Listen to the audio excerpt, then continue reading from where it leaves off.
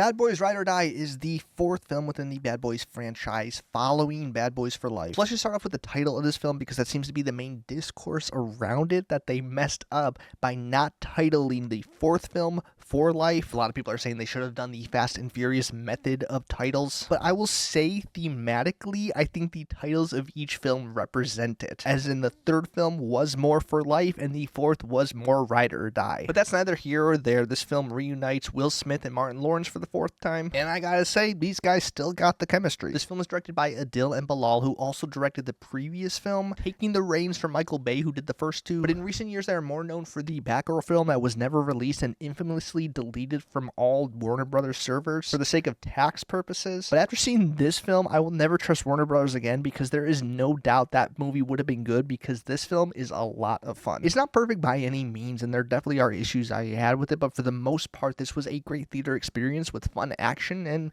I laughed quite a bit. The biggest difference between this film from the previous ones is all around the tone. This one seems to be embracing so much more of the goofy nature of what these films can be. I would compare it to the Fast and Furious franchise. However, I don't even think the Fast and Furious franchise is this fun anymore. In the peak of it, maybe between 5 through 8 it could be, but it feels like that franchise is taking itself so seriously while still having so many goofy elements. And this just feels like a much better version of that, where the most ridiculous things are happening on screen, all centered around this idea of family, and the characters are just having fun banter, fumbling their way through it all. And the family portion is especially big in this one, and I was kind of surprised of how many characters they were pulling in from previous entries. It had a lot of assembling the team moments, and so if you aren't as familiar with the previous Bad Boy films, I'm not sure if that will connect as much to you. I luckily just watched them all within the past month, so a lot of these characters were fresh on my mind, and I understood the relation dynamics. But I don't know if it's absolutely necessary to see all of them to enjoy this one, because there are enough flashbacks and they make a very clear job of how everyone stands with each other, and so going in completely fresh, you will be able to easily pick up on where the story is going. Even to a fault, I might add, and maybe it's just because this is something I'm always hyper aware of, but when it came to some major plot reveals, specifically involving certain characters, the second someone entered the screen, I could almost immediately tell what their fate was going to be. And I don't know if everyone else will feel like that, but it just didn't really feel subtle to me. So don't go into this expecting a big mystery that's going to leave you shocked. Even if you see what's coming, just enjoy the ride, and it's a pretty fun time. It did take a minute for me to fully engage with the story. I think the beginning is fairly slow, and I think when it's dealing a lot with the relational dynamics and trying to set up the story, it's a bit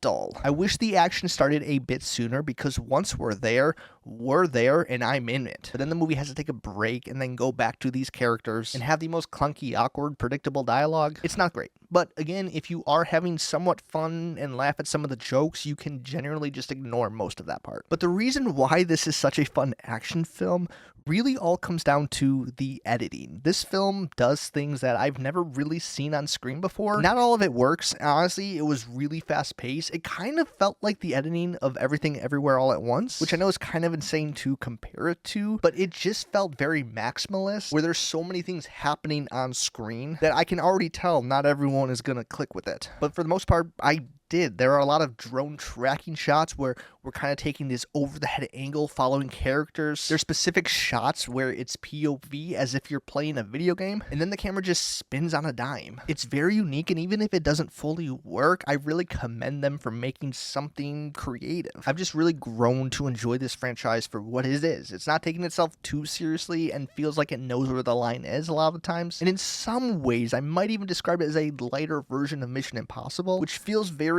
offensive, but this film is really centered around these big set pieces. And the plot really doesn't feel as important, but rather exists to get to those scenes, just so these characters can learn a bit more about themselves while partaking in the action. So overall, I really enjoyed this film. It's in no way perfect, but I can't deny how much fun I had in the theater while watching it, and it seemed like the rest of my theater were having a good time as well. So those are my thoughts on Bad Boys Ride or Die. I would love to hear your thoughts, so if you've seen it, comment below, and I will see you next time.